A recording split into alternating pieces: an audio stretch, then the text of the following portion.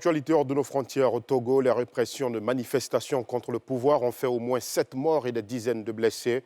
Les organisations de la société civile et de défense des droits humains ont attribué hier dimanche ces exactions aux éléments de force de l'ordre, mais aussi à des miliciens, comme nous le montre Pierre Dipomela. 7 corps repêchés dans des cours d'eau de Lomé, la capitale togolaise, des dizaines de blessés et plus d'une soixantaine de personnes interpellées. C'est le décompte fait par les organisations de la société civile et de défense des droits humains après les manifestations antigouvernementales ces derniers jours au Togo. Le drame a pris une dimension encore plus inhumaine avec l'annonce de la découverte de corps sans vie, dont des enfants. Une fois encore, la terre du Togo s'est abreuvée du sang innocent, celui de nos enfants, une fois de trop.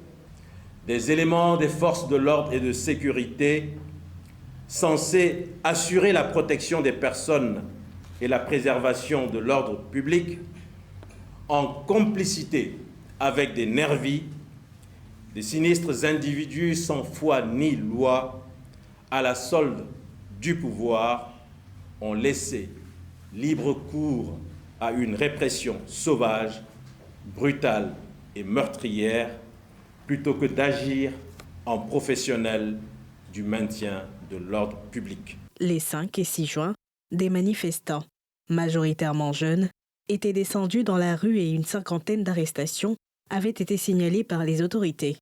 Des pneus et des barricades de bois ont été brûlés dans certaines rues de la capitale où de nombreux commerces étaient restés fermés. Les manifestants protestaient contre des arrestations de voies critiques, la hausse du prix de l'électricité ou encore la réforme constitutionnelle qui permet à Faure Gnassingbé, 59 ans, de consolider son pouvoir.